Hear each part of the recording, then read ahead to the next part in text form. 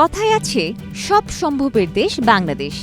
এ কথা প্রমাণের জন্য কোনো প্রকার আদা জল খেয়ে উঠে পড়ে লাগার দরকার হয় না। সরকারি চাকরিতে সবচেয়ে মর্যাদাপূর্ণ ধরা হয় বিসিএসকে। সারা বছর রাত দিন এক করে প্রার্থীরা নেন প্রস্তুতি। বাংলাদেশের চাকরির পরীক্ষায় কেবল এক পিএসসির প্রতি তাদের ছিল অগাধ ভরসা, সেটাও আর থাকলো কই। সম্প্রতি এক গণমাধ্যমের অনুসন্ধানে প্রশ্নফাঁস কাণ্ডে একের পর এক থলের বিড়াল যেভাবে বেরিয়ে আসছে, তাতে মুখ লুকানোই দায়।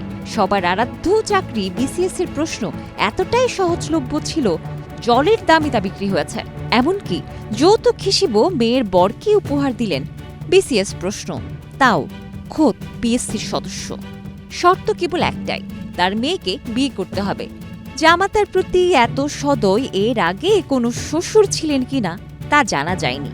আর যৌতুকের এই উপহার সারা দেশে তো বটে, ইতিহাসও বিরল। 14 জুলাই এ বিষয়ে একটি সংবাদ প্রকাশ করেছে ইত্তেফাক। প্রতিবেদনে বলা হয়েছে, সিআইডির পাশাপাশি একাধিক গোয়েন্দা সংস্থার অনুসন্ধানে বেরিয়ে এসেছে এ বিরল শ্বশুরের কীর্তি। পিএসসির সাবেক সদস্য তার মেয়ের জামাতাকে বিয়ের শর্তে দিয়েছিলেন বিসিএস পরীক্ষায় উত্তীর্ণ করার প্রতিশ্রুতি। শ্বশুর ছিলেন সেবারের পরীক্ষা নিয়ন্ত্রণ কমিটির সভাপতি। শুধু মেয়ের জামাই নয়, উপহারের মাহাত্ম্য বাড়াতে জামাইয়ের বোনকেও একই কায়দায় বিসিএস পরীক্ষায় উত্তীর্ণ করেন তিনি। 15তম বিসিএসটি অনুষ্ঠিত হয়েছিল 1995 সালে। সেবার মেয়ের জামাই ও তার বোনকে উত্তীর্ণ করা হয় ফাঁস করার প্রশ্নের মাধ্যমে। জামাইও নিপাট ভদ্রলোক। বিসিএস এ উত্তীর্ণ হওয়ার পর পিএসসির সাবেক ওই মেম্বারের মেয়েকে বিয়েও করেছেন।